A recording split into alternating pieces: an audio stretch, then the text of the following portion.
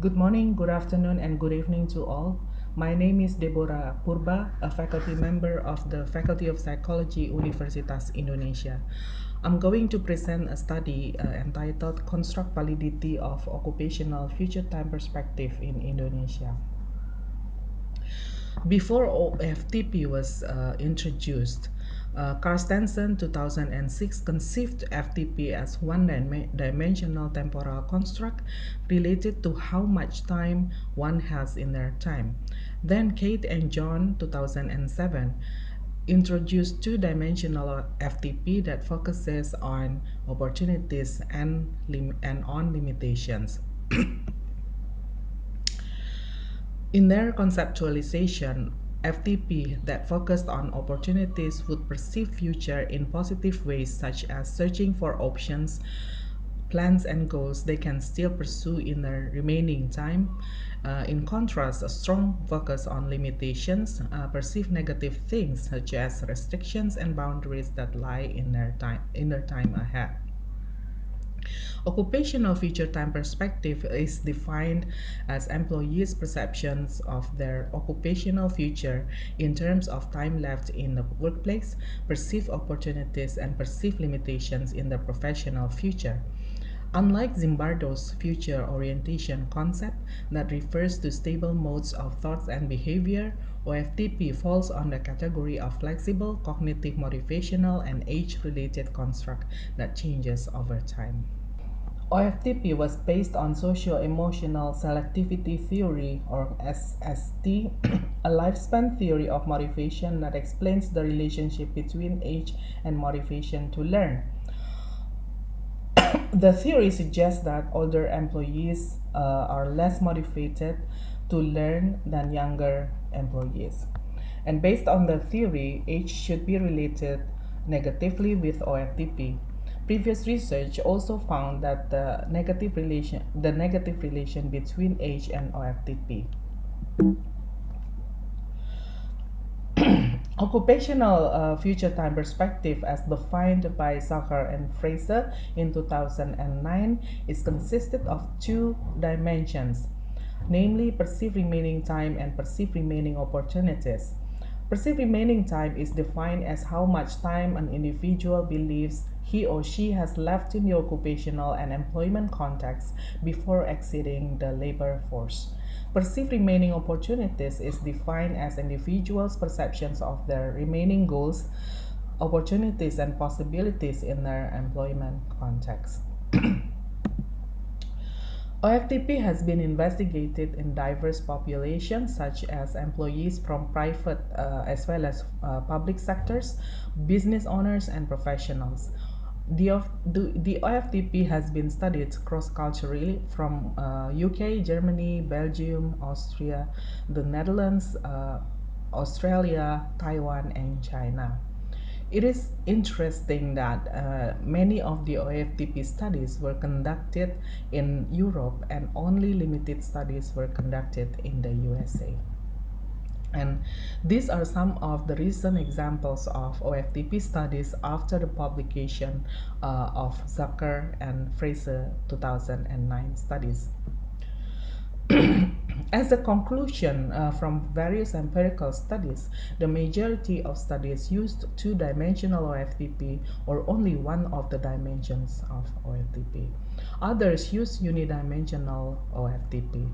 And evidence from previous studies showed that the 6-item OFTP scale is better than the 10-item OFTP scale.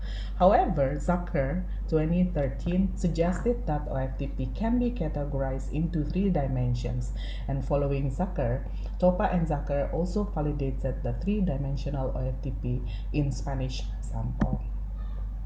So, the research of this study is to test the validity of 10-item OFTP scale in Indonesian context.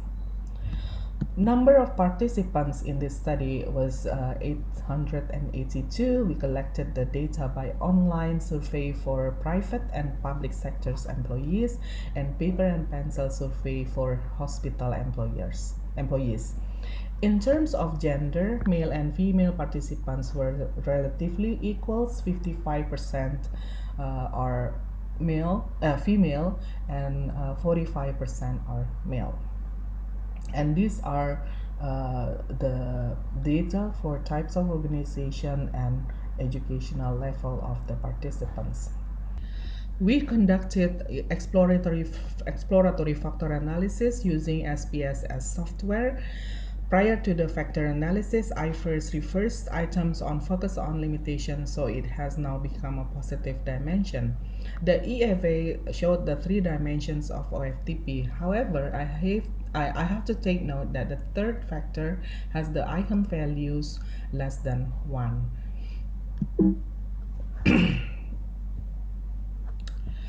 And I compared the 1-factor model, 2-factor model, and 3-factor model of OFTP using confirmatory factor analysis with AMOS software. In the table, it showed that the 2-factor model and 3-factor model are good fit and can be used to measure OFTP. However, looking at the difference between indicators of good fit, the 3-factor model fits better OFTP than the 2-factor model. Therefore, I decided to use the 3-factor model. And this is the table of correlations between the study variable and the demographic variables. The study showed the good fit of the 3-dimensional OFTP in Indonesian sample. However, 2-dimensional OFTP is also an acceptable dimension. Remaining opportunities had relatively better reliability compared to remaining time and focus on limitations, and age is negatively correlated with all 3 dimensions, but the correlation is significantly weaker for remaining opportunities than with other dimensions. This probably indicates the majority of participants perceive they still have opportunities to develop themselves regardless of age. Our results are different with Zucker 2013 study on Australian older job seekers who found age was not related with focus on limitation. They found that age significantly and negatively related with perceived remaining time and focus on opportunities.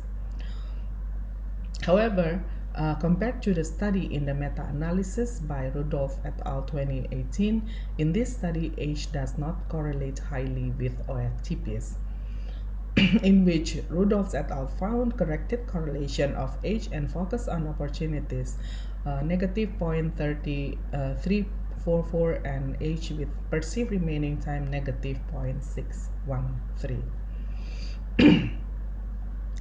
Age and tenure have more or less similar magnitude of correlations with the 3 dimensions of OFTP. To conclude, the 3-dimensional OFTP shows more good fit than other dimensionality in Indonesian context.